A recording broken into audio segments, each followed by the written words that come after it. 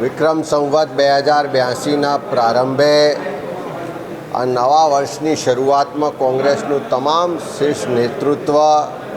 અમારા આગેવાનો, કાર્યકરો સૌ આજે ખોડલધામ ખાતે મા ખોડલના ચરણોમાં શીશ ઝુકાવ્યું છે,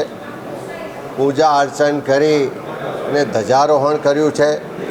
ને સૌએ માતા પાસે પ્રાર્થના કરી છે કે ગુજરાતના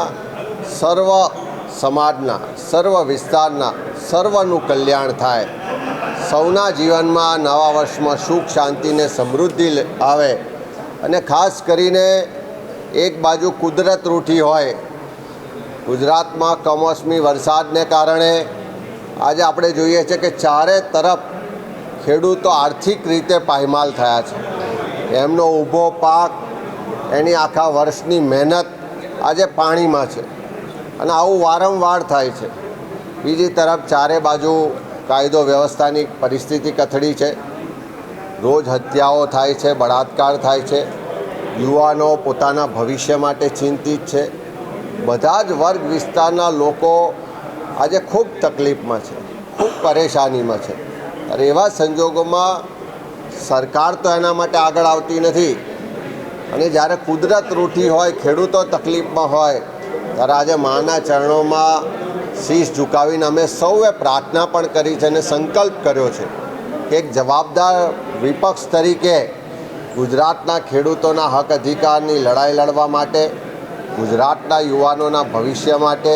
ગુજરાતની મહિલાઓની સુરક્ષા માટે અને ગુજરાતના સર્વજનોના કલ્યાણ માટે કામ કરવાનો જે અમારો સંકલ્પ છે, લડાઈ લડવા માટેની શક્તિ આપે, અમારા સંકલ્પમાં આગળ વધવા માટેની શક્તિ આપે એવી આજે અમે પ્રાર્થના પણ કરી છે.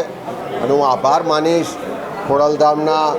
મુખ્ય વહીવટકર્તા આદરણીય નરેશભાઈ પટેલને, તમામ ટ્રસ્ટીઓનો કે એમણે આજે અમારા તમામ આગેવાનો, કાર્યકરોનું ખૂબ ઉમળકાભેર સ્વાગત પણ કર્યું છે. એમની આખી સંસ્થાની જે સેવાકીય પ્રવૃત્તિઓ છે એનાથી પણ માહિતગાર કર્યા છે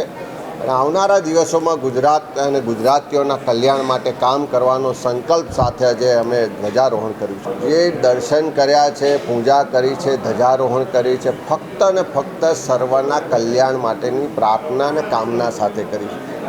કોઈ પણ રાજકીય એજન્ડા સાથે, કોઈ પણ રાજકીય ઈરાદા સાથે અહીંયા અમારો કોઈ રાજકીય આગેવાન આવ્યો નથી. સર્વ આગેવાનો, સર્વ કાર્યકરો એક શ્રદ્ધા સાથે, એક વિશ્વાસ સાથે માના ચરણોમાં શીશ ઝુકાવીને પ્રાર્થના કરી છે.